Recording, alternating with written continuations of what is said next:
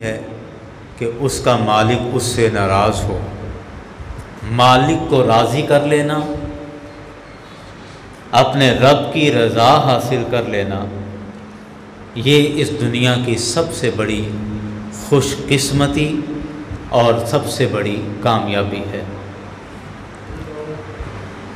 محبوب کی رضا، مالک کی رضا یقیناً اسی طریقے پر حاصل ہوگی جو اس کی فرما برداری کا طریقہ ہے، جو اس کی تابع داری کا طریقہ ہے۔ ایسا تو کبھی نہیں ہو سکتا کہ بندہ اپنی زندگی میں اپنے مالک کا نافرمان رہے اور مالک اس سے راضی بھی رہے، ایسا تو نہیں ہوتا۔ تو مالک کی رضا حاصل کرنے کے لیے سب سے بڑی کنجی اور سب سے بڑی چابی یہ ہے کہ مالک کی تابع داری اور فرما برداری کی جائے۔ اللہ کریم نے اپنے حبیب علیہ الصلوۃ والسلام کو اس کائنات میں بھیجا۔ سرکار علیہ الصلوۃ والسلام نے بے شمار چیزیں، بے شمار نعمتیں اپنے غلاموں کو عطا فرمائیں۔ سرکار علیہ الصلوۃ والسلام کی عطا کردہ نعمتوں میں، اس کی عطا کردہ، سرکار کی عطا کردہ چیزوں میں سب سے بڑی شے اور سب سے بڑی نعمت وہ دین مصطفیٰ کا علم ہے۔ اور آپ دیکھیں کہ سرکار علیہ الصلوۃ والسلام نے سب سے زیادہ جو اپنی امت کو جو چیز عطا کی ہے، اپنی امت کو سب سے زیادہ جو شے عطا کی ہے وہ علم عطا کیا ہے۔ جتنا میرے کریم آقا نے اپنی امت کو علم عطا کیا، اتنی اور کوئی شے عطا نہیں کی۔ تو سرکار علیہ الصلوۃ والسلام کی بنیادی خصوصیت میرے کریم آقا کا علم ہے، اور اللہ کے حبیب صلی اللہ علیہ وسلم نے سب سے زیادہ اپنی امت کو جو تحفہ عنایت فرمایا ہے وہ علم کا تحفہ عنایت فرمایا ہے۔ اور آپ دیکھتے ہیں کہ میرے خیال سے علم کی بات تو یہیں پر پوری ہو جاتی ہے کہ اللہ کے حبیب صلی اللہ علیہ وسلم نے ہمیں خدا کے بارے علم عطا فرمایا ہے۔ سب سے بڑی نعمت تو یہ ہے کہ خدا کے بارے ہمیں نہیں پتہ تھا۔ اگر کریم آقا صلی اللہ علیہ وسلم نے ہمیں نہ بتایا ہوتا تو مجھے آپ بتائیے کہ کیا ہم اپنی عقل سے خدا کو تلاش کر سکتے تھے؟ اپنی دانست سے اور اپنی عقل اور اپنی سوچ کا استعمال کر کے کیا ہم ہدایت کا رستہ تلاش کر سکتے تھے؟ نہیں تلاش کر سکتے تھے۔ تو اللہ کے حبیب صلی اللہ علیہ وسلم نے جو چیزیں ہمیں عطا کی، ان میں سب سے زیادہ جو نعمت، جو چیز عطا کی گئی وہ علم عطا کیا گیا۔ اور اس کی سب سے بڑی دلیل یہ ہے کہ اللہ کے حبیب نے ہمیں ہمارے مالک کا علم عطا فرمایا ہے، ہمارے خالق کا، ہمارے رب کا علم، اس کے متعلق ہمیں بتایا۔ وہ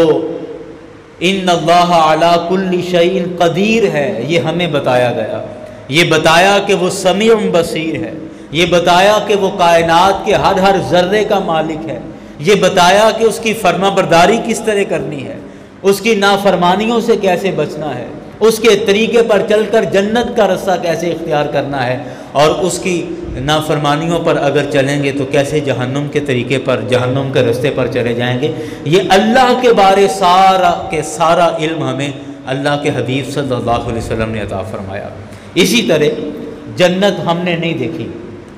جنت نام کی کوئی شے ہم نے نہیں دیکھی، ہمیں پتہ ہی نہیں کہاں ہے، ہمیں پتہ ہی نہیں وہ کیسی ہے، ہم نے اس کا مشاہدہ نہیں کیا، بائی فیس اس کو نہیں دیکھا، بالمشافہ اس کو نہیں دیکھا۔ تو جنت کے بارے میں بھی اگر ہمیں علم دیا ہے تو اللہ کے حبیب صلی اللہ علیہ وسلم، قیامت کا ہمیں نہیں پتہ تھا، قیامت کے بارے بھی علم دیا تو اللہ کے حبیب صلی اللہ علیہ وسلم نے۔ جہنم سے بچانے کے لیے جہنم کا جو تعارف کروایا اور بتایا کہ یہ جہنم اس طرح کی خطرناک شے ہے اور اس جہنم سے کیسے بچنا ہے، یہ بھی علم ہمیں اللہ کے حبیب صلی اللہ علیہ وسلم نے عطا فرمایا۔ یہ تو ساری وہ باتیں ہیں جن کا تعلق آخرت کے ساتھ ہے۔ آپ دنیا کے ساتھ تعلق والی چیزیں بھی دیکھ لیں کہ ماں کیا ہوتی ہے یہ بھی ہمیں ہمارے آقا نے بتایا ہے، ورنہ زمانہ جاہلیت میں ماں کے ساتھ جو سلوک کیا جاتا تھا اور ماں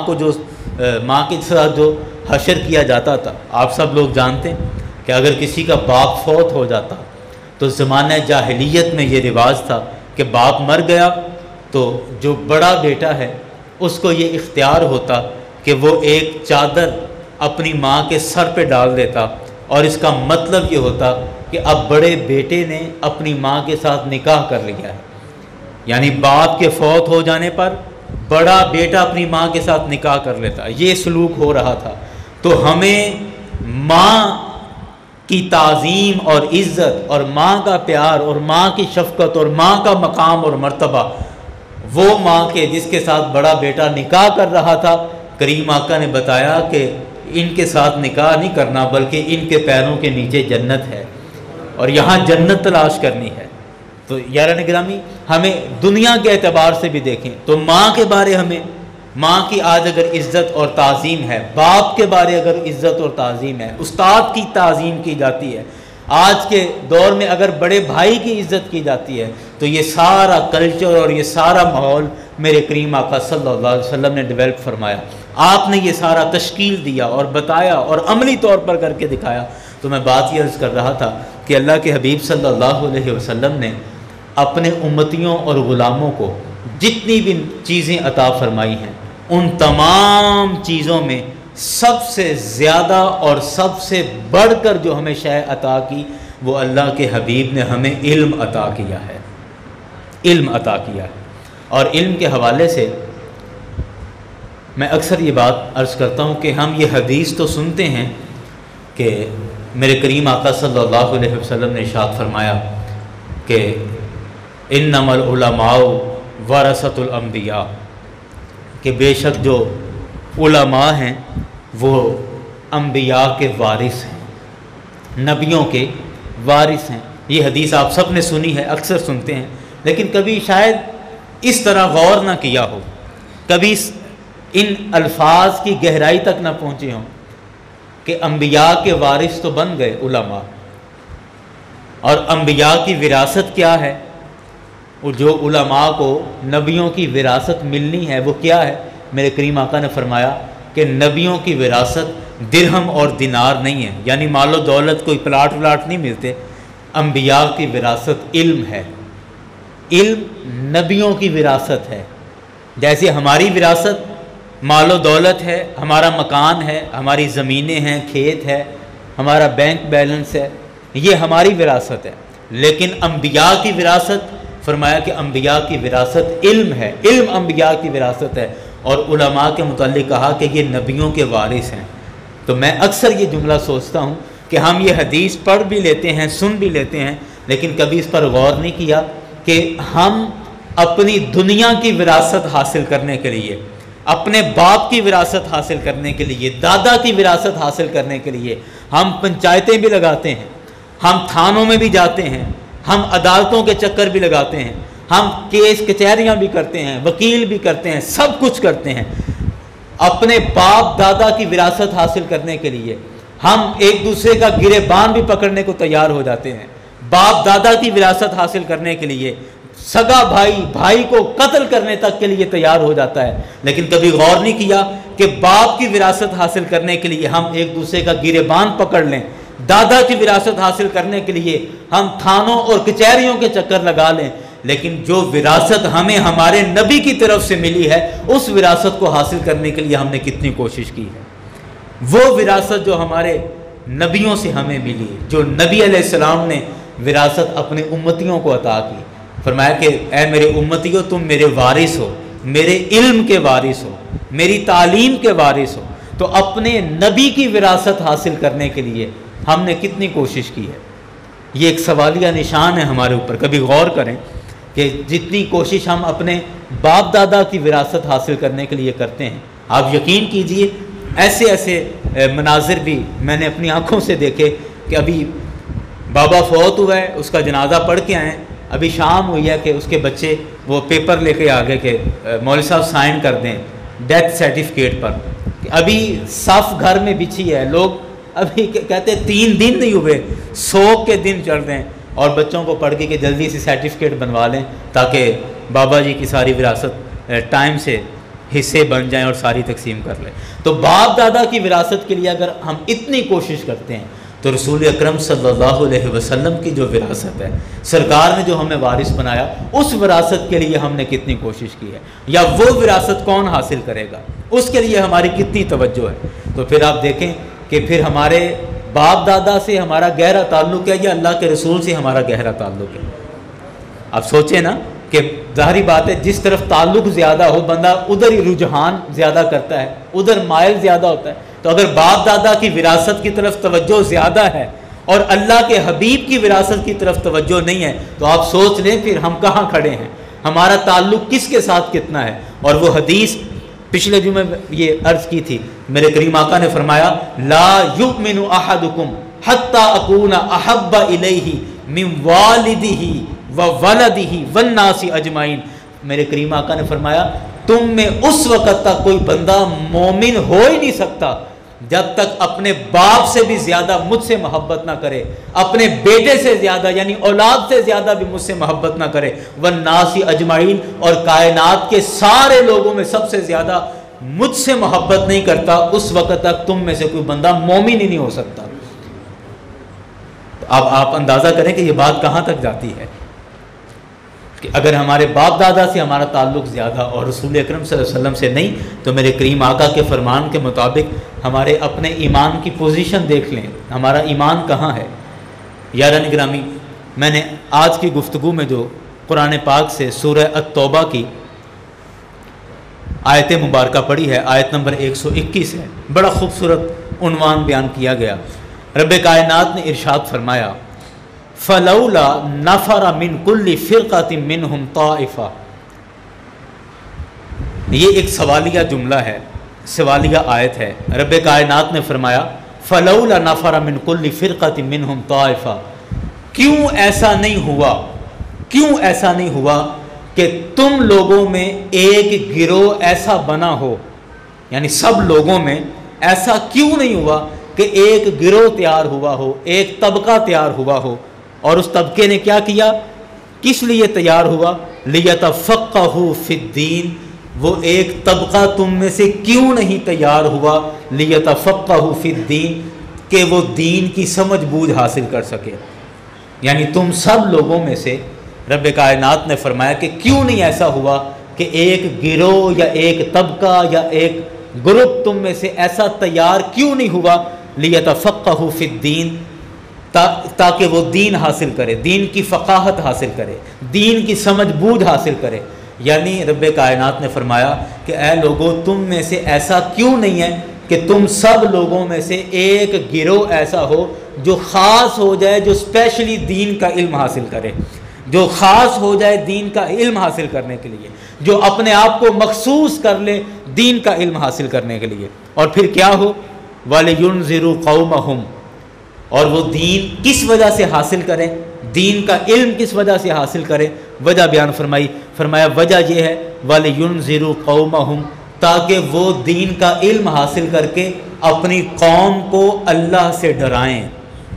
اپنی قوم کو اللہ سے ڈرائیں دین کا علم حاصل کر کے۔ اور کیا کریں، اذا رجعوا الیہم لعلہم یحذرون، جب وہ ان کی طرف واپس پلٹ کر آئیں، یعنی ایک طبقہ تم میں سے نکلے جو دین کا علم سیکھے، دین کا علم حاصل کرے، اور جب وہ طبقہ، وہ گروہ دین کا علم حاصل کر لے اور پھر واپس ان لوگوں میں آئے، اور آ کر کہا کہ دو کام کرے، لِيُنذِرُوا قَوْمَهُمْ، اپنی قوم کو اللہ کے عذاب سے ڈرائے، لَعَلَّهُمْ يَحْذَرُونَ، تاکہ اس طبقے کی وجہ سے بقیہ لوگ اللہ کے عذاب سے محفوظ ہو جائیں۔ یہ اس آیت کا ترجمہ ہے، آیت نمبر 122 ہے، میں نے پہلے 121 بولا تھا شاید، 122 نمبر آیت ہے سورہ توبہ کی، 11واں سپارہ ہے۔ اب آپ دیکھیں اس آیت کے اندر رب کائنات نے یہ حکم ارشاد فرمایا کہ تم میں سے ایسا کیوں نہیں ہوتا کہ ایک طبقہ مخصوص کر لیا جائے، اس کو الگ کر لیا جائے چند لوگوں کو کہ جو دین کا علم حاصل کریں۔ اور اس کی برکت کیا ہوگی کہ جب وہ دین کا علم حاصل کر کے تمہارے درمیان واپس آئیں گے تو تمہیں دو فائدے ہوں گے۔ پہلا فائدہ یہ ہوگا کہ وہ تمہیں اللہ سے ڈرائیں گے، یعنی اللہ کی معرفت دلائیں گے، اللہ کی پہچان تمہیں کرائیں گے۔ اور دوسرا فائدہ یہ ہوگا لعلہم یحذرون، کہ اس کی برکت سے، اس طبقے کی برکت سے تم اللہ کے عذاب سے محفوظ ہو جاؤ گے۔ اب آپ اندازہ کریں یہ کتنی بڑی بات ہے کہ وہ طبقہ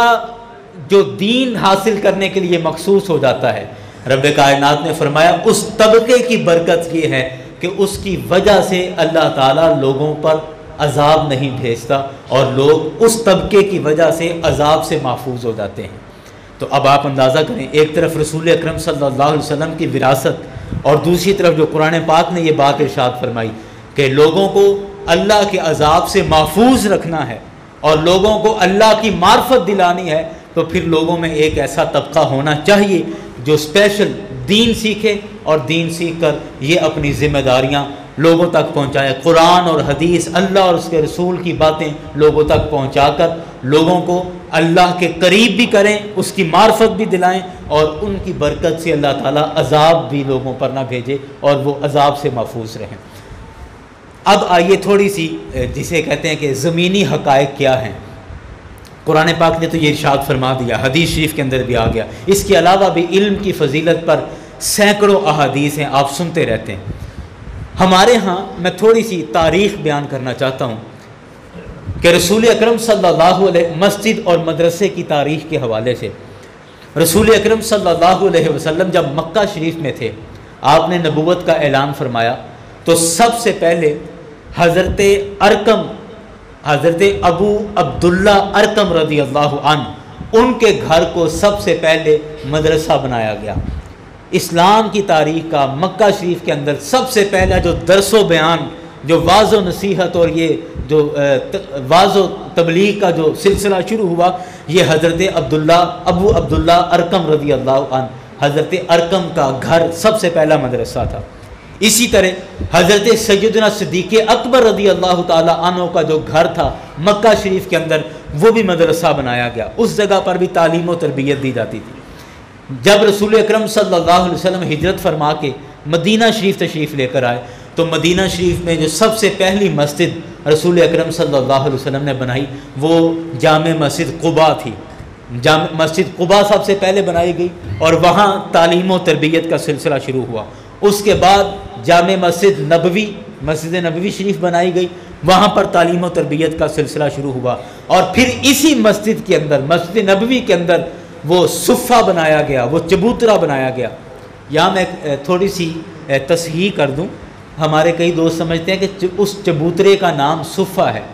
حالانکہ چبوترے کا نام صفہ نہیں ہے بلکہ چبوترے کو صفہ کہتے ہیں۔ عربی زبان میں صفہ کا مطلب ہے چبوترا، تو بعض دفعہ ہم سمجھتے ہیں کہ وہ صفہ نام کا ایک چبوترا تھا، نہیں، صفہ نام کا چبوترا نہیں تھا، وہ ایک صفہ تھا یا ایک چبوترا تھا، یعنی تھڑا ایک تھا، اس طرح آپ کہہ لیں، تو صفہ کا معنی ہی چبوترا ہے۔ اچھا، وہ ایک تھڑا بنایا گیا مسجد نبوی کے اندر جس پر صحابہ کرام کی ایک جماعت تھی جو وہاں پر بیٹھ کر دین مصطفیٰ اور علم دین حاصل کیا کرتے تھے۔ اس دور میں وہی اسلام کی یونیورسٹی تھی، وہی کالج تھا، وہی اسکول تھا، وہی مدرسہ تھا، وہی جامعہ تھا، سارا کچھ وہی تھا، اور وہاں صرف ایک ہی کتاب پڑھائی جاتی تھی، سلیبس میں ایک ہی کتاب تھی اور وہ اللہ کا قرآن تھا، اور وہاں ایک ہی استاد تھے جو پڑھاتے تھے اور وہ نبی کریم صلی اللہ علیہ وسلم کی ذات مبارکہ تھی۔ وہاں سے علم دین کا باقاعدہ آغاز ہوا، اور اس کے بعد پھر مختلف ادوار میں سیدنا صدیق اکبر رضی اللہ عنہ کا دور آیا، آپ نے بڑی تیزی کے ساتھ مدارس بنائے۔ حضرت سیدنا عمر بن خطاب رضی اللہ عنہ کا دور آیا، آپ نے بڑی تیزی کے ساتھ مساجد تعمیر کروائیں، مدارس تعمیر کروائے۔ اسی طرح مختلف دور میں یہ سلسلہ چلتا رہا، ایک لمبی تفصیل ہے، میں صرف اپنے اس بر صغیر پر آنا چاہتا ہوں، یہاں تک کہ ہمارے اس خطے کے اندر پاکستان، ہندوستان، یہ جو سارا ایریا ہے، یہاں پر مغلیہ دور میں اسلام کی ترویج کے لیے بڑا کام ہوا، لیکن ان تمام ادوار میں سب سے بہترین جو دور تھا وہ سلطان ابو المظفر، سلطان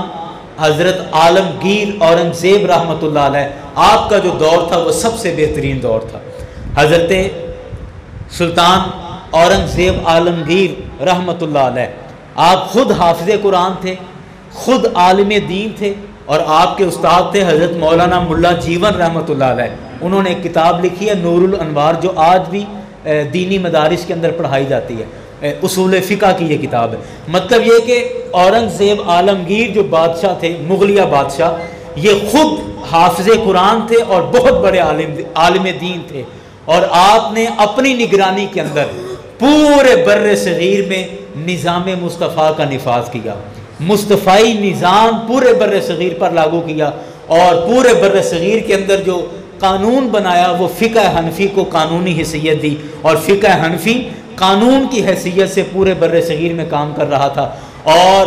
اورنگزیب عالمگیر رحمۃ اللہ علیہ نے اس دور کے بڑے بڑے علماء کو جمع کر کے فقہ حنفی کی بہت بڑی کتاب فتاوی عالمگیری کو تشکیل دیا، جس میں دینی اور شرعی تمام مسائل کو جمع کرنے کی کوشش کی گئی۔ اور فتاوی عالمگیری آج بھی جتنے بھی مفتی ہمارے پورے علاقے کے اندر فتوے دیتے ہیں، بھلے ہندوستان میں ہوں یا پاکستان میں ہوں یا بنگلہ دیش ہو یا افغانستان ہو، فتاوی عالمگیری کے بغیر آج بھی مفتی فتویٰ نہیں دیتا۔ اور یہ کتاب لکھوائی تھی حضرت اورنگزیب عالمگیر رحمۃ اللہ علیہ نے، مغلیہ، اور مسجد یہ بادشاہی مسجد انہوں نے تعمیر کروائی، مسجد وزیر خان لاہور کے اندر تعمیر کروائی گئی، اور آج بھی بادشاہی مسجد کے دائیں بائیں وہ کمرے، وہ حجرے آج بھی موجود ہیں جو طلباء کے لیے بنائے گئے تھے، کہ جو دور دراز سے طلباء آئیں گے وہ ان کمروں میں رہیں گے، رہائشیں اختیار کریں گے، ان کے کھانے کا پینے کا سارا انتظام کیا جاتا تھا۔ آج بھی لیکن افسوس یہ ہے کہ آج ہم مسجد نبوی، یہ بادشاہی مسجد میں جا کر سوائے تصویریں لینے کے اور سیلفیاں اتارنے کے ہمیں اور کوئی شے نظر نہیں آتی۔ تصویریں لے لی اور تصویریں وغیرہ لے کے ہم وہاں سے آ جاتے ہیں، اس سے زیادہ ہم غور نہیں کرتے کہ آج بھی وہ کمرے موجود ہیں۔ پھر آپ حیران ہوں گے 1690 میں جو شروع میں جو بڑے پڑھے لکھے انگریز ہمارے بر صغیر میں آئے تھے، ان میں ایک الیگزینڈر نام کا بہت بڑا عالم تھا انگریزوں کا۔ وہ جب یہ پورا بر صغیر یہ سیر کرنے کے لیے آیا اور سندھ میں جب گیا تو اس نے ٹھٹھا سندھ کا شہر ہے، مجھے وہاں 2-3 دفعہ جانے کا اتفاق ہوا، وہاں میں سارا گھوم کے آیا۔ اچھا، وہاں پر جب وہ گیا تو وہ حیران ہو گیا اور اس نے خط لکھا، اس نے کہا کہ بر صغیر یہ تعلیم کے اعتبار سے بہت ایڈوانس ہے، بہت آگے نکل چکا ہے، اور صرف ٹھٹھا شہر کے اندر 400 دینی مدرسے موجود ہیں جو حکومت کی سرپرستی میں کام کر رہے ہیں اور دین کا کام کر رہے ہیں، جو اسلام کی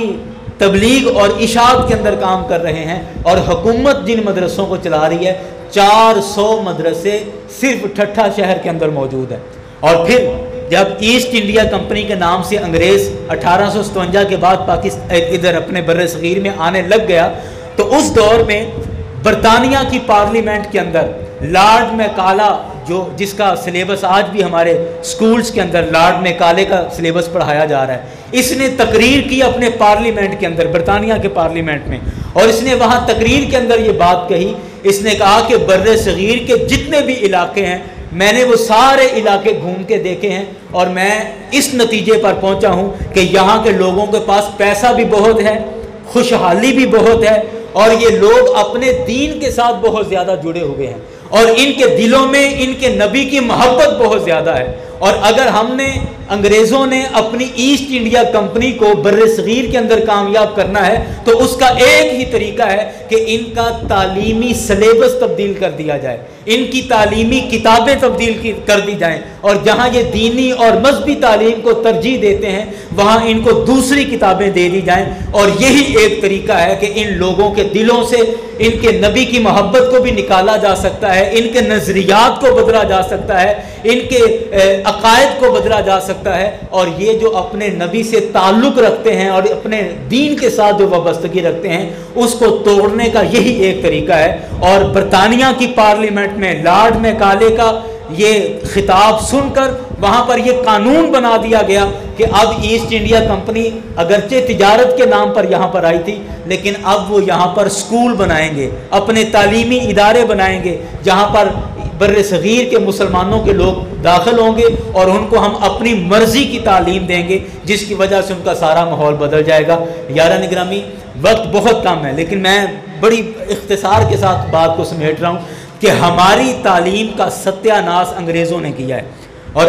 میں یہ اس وجہ سے نہیں کہہ رہا کہ میرا تعلق دین کے ساتھ ہے یا ہم مسجد میں بیٹھیں، آپ تاریخ اٹھا کے دیکھ لیں، آپ بی اے کی ہسٹری پڑھ کے دیکھ لیں، آپ ایف اے کے اندر جو ایجوکیشن کی بک ہے آپ وہ پڑھ کے دیکھ لیں، سیکنڈ ایئر والی، آپ کو یہ ساری تفصیلیں اس کے اندر بھی مل جائیں گی۔ یعنی دینی کتابوں سے ہٹ کر آپ اسکول والی کتابیں پڑھ کے دیکھ لیں، آپ کو ان کے اندر یہ ساری چیزیں مل جائیں گی کہ ہمارا تعلیمی نظام انگریزوں نے آ کر خراب کیا، اور ہم ایسے لکیر کے فقیر ہیں کہ پاکستان بننے کے بعد بجائے اس کے کہ ہم اپنا ایک نظام، تعلیم کا نظام ایک وضع کرتے ہیں، ہم اسی رٹی پٹی لکیر کے پیچھے چلتے رہے، جو کہ افسوس کے ساتھ آج تک ہم چل رہے ہیں، آج تک چل رہے ہیں۔ اور ہم نے کچھ کالج اور کچھ سکولز جو ہیں انہوں نے کہا، ترقی کا نعرہ لگایا، کہا کہ ہم لارڈ میکالے کا جو 200 سال پرانا تعلیمی نظام تھا، ہم اس نظام کے تحت نہیں چل رہے، ہمارا سلیبس جدید ہے۔ اچھا، آپ کا کیا سلیبس ہے؟ جدید سلیبس کے نام سے انہوں نے کہا جی ہمارا آکسفورڈ کا سلیبس ہے، ہم کیمبرج کا سلیبس پڑھاتے ہیں۔ تو لارڈ میکالے کے سلیبس میں اور آکسفورڈ اور کیمبرج میں کیا فرق رہا؟ یہ کان ادھر سے پکڑ لیا یا ادھر سے پکڑ لیا، سلیبس تو پھر بھی سارا آپ انہی لوگوں کا پڑھا رہے ہیں۔ تو یاران گرامی، یہ ساری بات کرنے کا مقصد یہ ہے کہ انگریز کے ہمارے بر صغیر میں آنے سے پہلے دینی مدرسہ تھا جہاں پر ریاضی کی تعلیم دی جاتی تھی، یہی وہ مدرسہ ہوتا تھا جہاں پر سائنس کی تعلیم دی جاتی تھی، یہی وہ مدرسہ تھا جہاں پر حافظ قرآن بنایا جاتا تھا، یہی وہ مدرسہ تھا جہاں پہ عالم دین بنایا جاتا تھا، اور یہی وہ مدرسہ تھا جہاں سے انجینئرز بن کے نکلتے تھے اور جہاں سے ڈاکٹر بن کے نکلتے تھے۔ آپ تاریخ میں جا کر دیکھ لیں، جابر بن حیان ہوں، بو علی سینا ہو، وہ ابن الحیثم ہوں، جتنے بھی پرانے مسلمان سائنسدان ہیں آپ ان کی تاریخ پڑھ کے دیکھ لیں، وہ سائنسدان بھی تھے اور ساتھ حافظ قرآن بھی تھے، عالم دین بھی تھے، وہ فقہ کو بھی جانتے تھے، احادیث کے علم پر بھی ان کی مہارت تھی۔ امام غزالی کا بہت بڑا نام ہے فلسفے کے اندر، اور آپ بہت بڑے فلاسفر بھی تھے، لیکن اس کے باوجود آپ نے تصوف پر بہت ساری کتابیں لکھی ہیں، اور آپ کی کئی کتابیں آج بھی مدارس کے اندر پڑھائی جاتی ہیں۔ تو وہ سنہری دور تھا کہ جب ایک جگہ پر تمام علوم کی تعلیم دی جاتی تھی۔ ہم نے دینی تعلیم اور دنیاوی تعلیم یہ ایک تقسیم کر دی اور ایک تفریق پیدا کر دی، اور اس کے بعد یہ فرق اتنا زیادہ ہو گیا اور اس کے فاصلے اتنے زیادہ ہو گئے کہ آج کے دور میں ہم بالکل دینی تعلیم کو الگ ایک تعلیم سمجھتے ہیں اور دنیاوی تعلیم کو الگ ایک تعلیم سمجھتے ہیں، حالانکہ اسلام نے اس کا کوئی تصور نہیں ہے۔ اسلام کے اندر دینی بھی وہی ہے اور دنیاوی بھی وہی ہے، دونوں تعلیم ایک جگہ پر ہے۔ اور یہ جو ہمارا دوہرا تعلیمی معیار ہے اس نے کئی جگہوں پر ہمیں نقصان دیا ہے، اور نتیجہ کیا نکلتا ہے کہ ہمارے اسکول اور کالج کے پڑھے ہوئے لڑکے اور نوجوان وہ حکومتی عہدوں پر چلے جاتے ہیں، اور نقصان یہ ہوتا ہے کہ حکومتی عہدوں پر بیٹھ کر